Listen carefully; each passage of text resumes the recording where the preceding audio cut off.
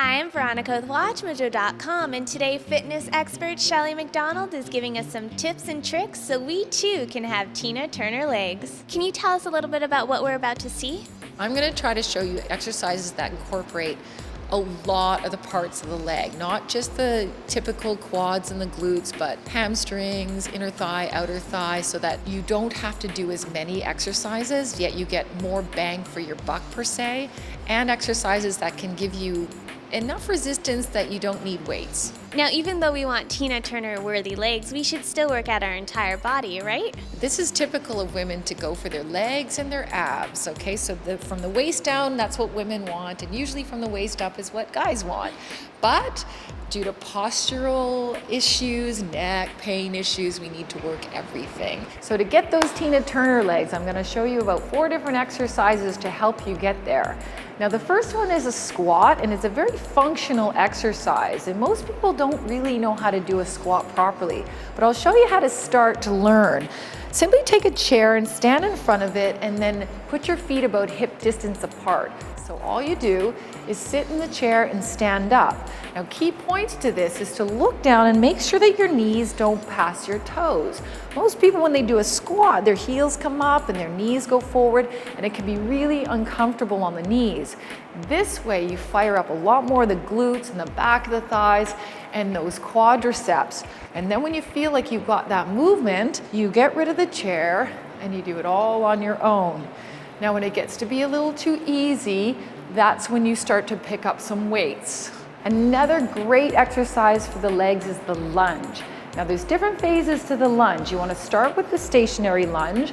You want to take your feet apart so that you feel like there's a little bit of stretch in the back leg. Tuck your hips under just a little bit and then bend both knees.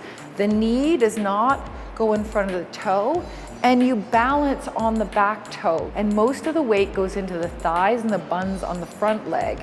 Now the next phase is the forward lunge. So you start with your feet hip distance apart, and you step forward, heel toe contact, and you really push hard to come back. Again, the knee stays in line with the ankle if you can, shoulders over the hips, and lifting your back heel. Now when these get a bit too easier, you can simply walk with them. Step and together, step and together, and continue to work those thighs and buns.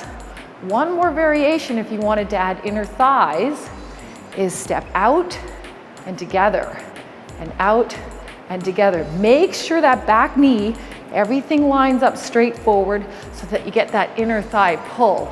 And of course, once you've mastered all that, pick up those dumbbells and add some weight. Okay, another great exercise to help incorporate your inner thighs and outer thighs into your squat and make it a really complete leg workout is the wide squat or the plie. So we're gonna start in plie position with your feet quite wide. You wanna think about your back as if it's sliding against a wall, and you continually try to push your knees towards the back of the room to open up those inner thighs. And you can add a little calf work to it if you like, to make it a little more intense. That way you get the lower limbs happening.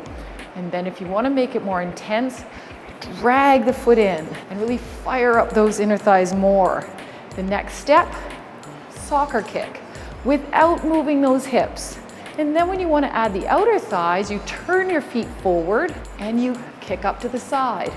And that way, with that exercise, you get front, back of the thighs, your buns, and inner and outer thighs.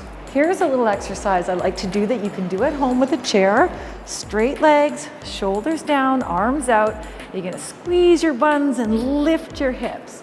Now roll down one vertebrae at a time, and then when you want to make it a little bit harder, you simply bend your knees and either put your feet a little bit flatter on the chair or heels, and then push straight up.